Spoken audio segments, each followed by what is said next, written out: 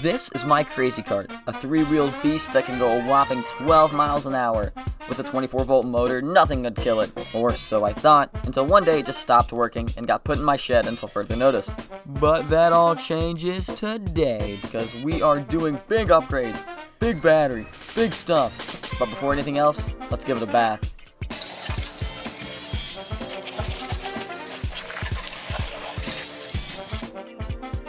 Before we dive into an actual build, let me show you how dirty this thing was. It was absolutely filthy, dust everywhere. It just needed the rinse off.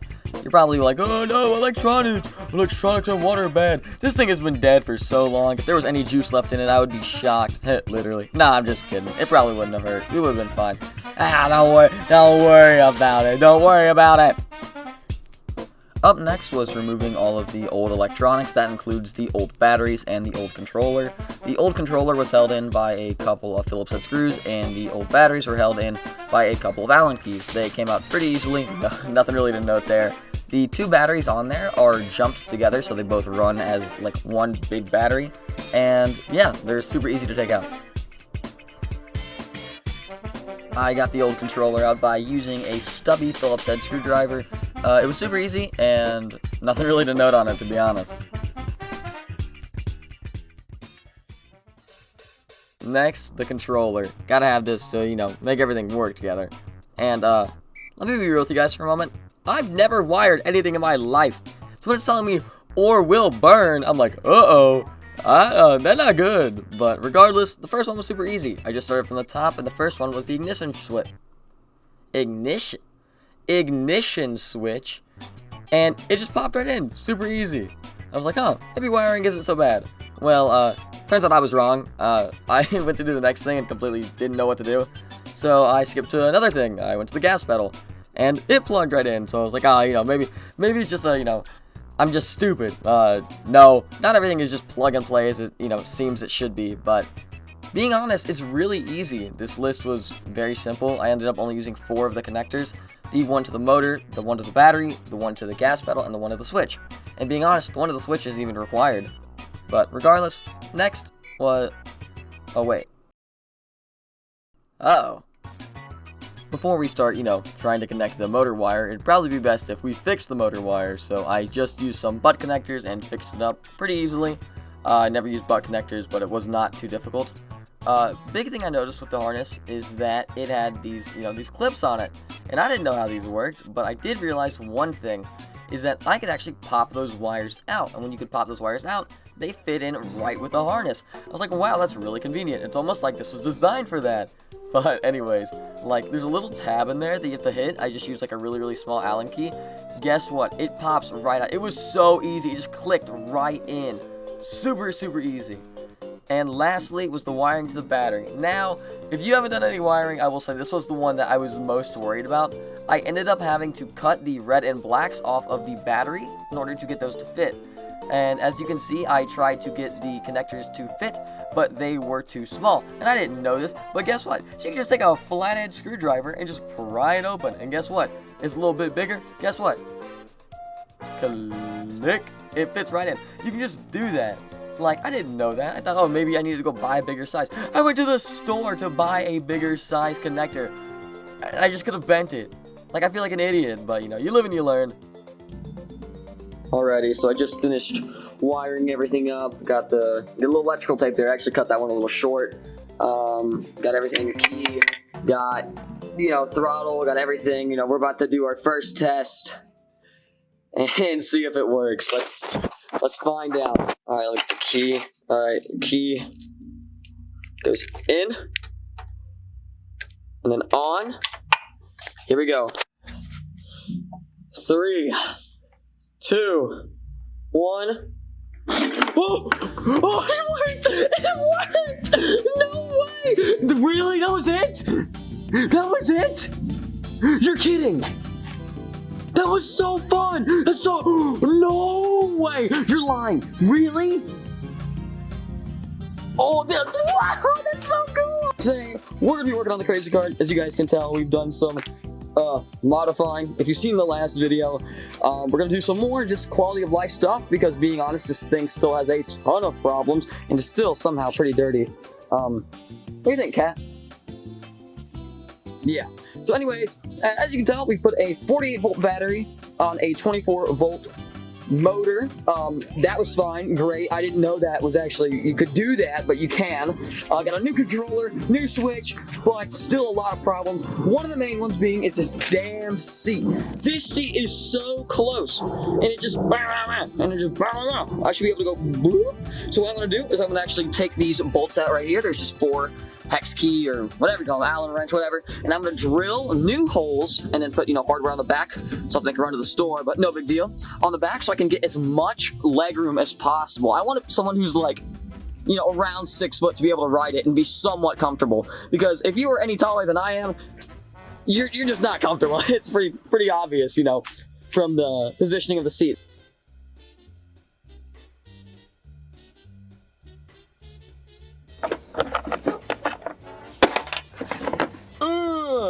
Gross. But just like that, seat is out. So as you can tell from, like, you know, obviously there's actually pre-drilled holes for you to adjust the seat. And mine were always on the front one because obviously I got this like 10 years ago. But look at that. Ew. It's probably been years since I've seen anything. I was gonna try and like line these up and see, but nah, we just need new holes. We need new holes. That's what we need. So what I'm gonna do, and I'm gonna position it where I want it, where it feels good. It's gonna look a little goofy. I may scooch it in just a little bit, but I'll test fit it and see how, you know, how I feel on it. So this is the after the seat was moved. As you can tell, there's a lot more room just to like lean back. Like low-key, the car feels a lot bigger now. Holy shit. Kind of impressed by how much this just changes the feel of it. I do feel like I'm gonna fall off the back. Kat, what are you doing? And that is a before on that. You can tell it's a lot tighter, not fun. So I got the new holes drilled up, ready to go. They're, you know, they hold the bolt, they're good. You know, ignore that. We totally didn't mess up with the drill.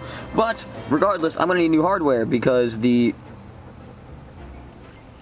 nuts actually are like welded onto the frame. So I need to go to an auto parts store and pick up new nut that fits this.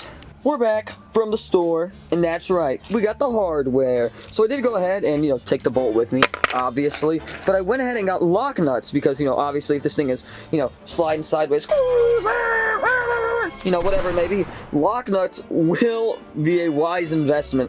They're like probably 20 cents more expensive than regular nuts, and to be honest, it is well worth it because I don't want to take these off. I never want to take these off. Why would I take these off? No. So, I'm not gonna lie to you guys, I did kind of fuck up. No, you can't really tell, but, this bolt, I'm trying to push up on it. It's actually somehow, like, locked in. Probably just from, like, the other 3. But it doesn't have a nut on it. And I bought 4. I'm not stupid. I bought 4. But I am stupid because I lost it. I don't know where it went. I got all those old washers that I didn't use because I have lock nuts. But, like, I'm like, wow, like, why?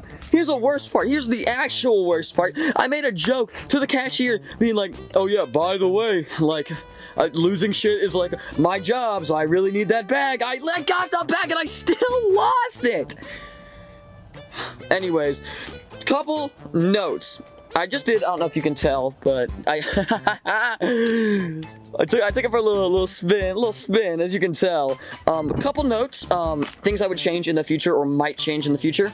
One major thing is that seat, believe it or not, might be too far back, and let me explain why. So this seat, when cutting really like some donuts, you go in donuts, if you're leaning all the way back and putting your weight back, you will wheelie it and flip. You will. It's not a matter of if, you will do it.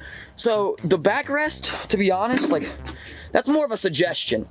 You really need to be sitting kind of like straight up and down like a board for this to be like optimal, because you also break traction. Yeah, sure, it's great, you know, whatever and whatnot, but redoing this, I don't know if I would actually scoot it back this far. I think I would kick it in to be in line with the casters. Another thing I'd like to get done is to get this battery mounted. So I like where the battery sits. It's actually pretty out of the way because, you know, your feet sit up here, your knee kind of goes and, you know, it's fine. Man, you really want to ride this thing, don't you? Anyways, so, but, you know, I gotta get the battery mounted, gotta find a way, probably gonna do some sort of bracket and drill, like, new holes, so it just slides over and clamps it, maybe one on each side, but being honest, that's probably overkill, but, you know, it'll be alright. And then next is also getting this controller mounted and also the key switch. So I would like to, you know, drill a hole like right here, like right in that warning, because yeah, we don't need this. And funny enough, I'm still like light enough to ride this even on stock motors. I think it's 63 kg, which is like a roughly 140 pounds. I'm a light motherfucker, clearly, but dude, what are you doing? Anyways, so I think I'm going to drill here or either remove this and put it there because this is obviously just, you know, no wiring. And then besides that, it's just some routing because, you know, this, you know, that should be under the cart and some little adaptations. And yeah, so it should be, you know, good to go. But being honest, for a first time wiring job, this thing was so easy. Like, looking back on it, like, this is like 4 wires or 4 connectors and that's it. And like, if you get the right gas pedal and you get the right motor, they all connect so easily. It's either remove a plastic clip, do this. The only thing I had to do to like really was like, uh-oh, I don't know if I'm doing this right. And looking back, this is so easy, it's so easy. Alrighty, first things first, we need to route the box. Second thing, we'll need to route this underneath the cart by taking out these screws, and there's actually some pre-done like clips to hold the wire in place. And lastly, we'll need to mount the battery. My current game plan is, obviously the gas pedal is going to stay where it's at. I want to mount the battery here with some sort of bracket, and I'd like to mount this up here maybe, or possibly, I don't know, or maybe here, or put the battery here. Like, there's so many different configurations for it, like, but you know. Oh, I just noticed something. I might be able to wire it there, but I don't, because the wires will be in.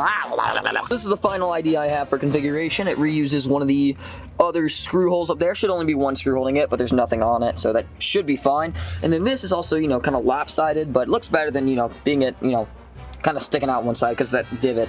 Looking back, or, you know, future note, whatever you're gonna call it, definitely get a smaller battery. If you can find something more, you know, cube shaped, that would be ideal. This is just too long. I believe this is for an electric scooter, but nonetheless it still works. Let's get it wired up and see how she runs. And just like that, we're done. Really easy, to be honest, almost too easy. Everything on it works now. The gas, you know, line wire is ran up here. I've actually got the excess zip tied and connected up to it. I redid the butt connectors on the motor, and I re-ran them back to this little gap because this is actually where they're supposed to be ran through. Didn't know that, now you do. But they're ran on the back side, follows through here, connects to the thingy. This fits great. Like, it could not fit any better. That fits amazingly. Just a heads up when, you know, mounting this, this controller is actually a little bit, the holes on it are too small, so you can tell I just took a pair of pliers and kind of just pried it out. Not a pretty fix, but it's a fix that works nonetheless. All the other wires kick out this way. I've got my ignition switch. I need to, you know, route somewhere, maybe, you know, up here, but, you know, we'll figure it out. It's part of the game. And, you know, then you have your main right there. So I'll probably just tuck that back there, do that right there. And then I would also, another thing I didn't think of, is the charger. What would be really cool is, I don't know if this is possible, probably not in this position, but is to wire the charger to be similar to the original one, or possibly, you know, having something here where it's just convenient access. You know, it's always easy to, you know, have something there to charge it, but I think we are ready for its first test drive. Keep in mind, the battery's still not mounted, so I'm, you know, not going to be going crazy. I'm going to go crazy. I'm going to, like, destroy this thing for a second, by the way. But this thing rips, dude. Like, you can tell, like I've been playing with it a little bit. You'll see that later. But it is actually insane how fast this goes. I would not put a kid on this whatsoever. And that seat, God, no, not in a million years. So I was having fun, and I held a case of water while driving it. It still rips. It's still so fast. I actually don't know how much total weight that is. I'll put that up there for you. But seriously, this thing is a death trap and a half, but it is so much fun. This thing is a blast. But regardless, this is only the beginning. Hopefully, next, you know, if we do a part 3, continuing the build, what we're gonna do, I know I didn't get to the battery today, but, you know, I'll be alright, do the battery, mount that. Hopefully, I'm going to use the old bracket, so hopefully I can, like, bend this, maybe reuse it if possible. The batteries are about the same height, but we'll see what happens. But next step looks like painting. I don't know what I want to do. Taxi Garage, a company that, you know, sells kits for crazy carts, has a really cool kit, and it's based off of Paul Walker's R34. I'll put it up here. This is what it looks like. It's either that or purple, no in between.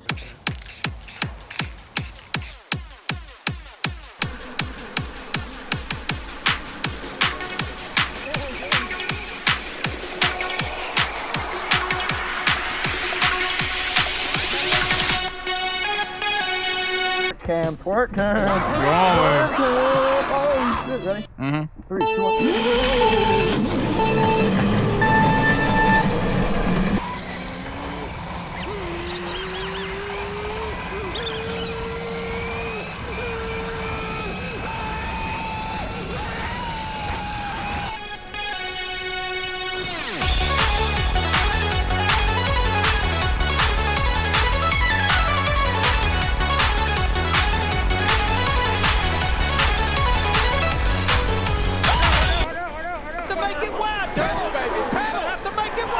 Oh, you got my teeth with it. I think you might crash. I'm not sure.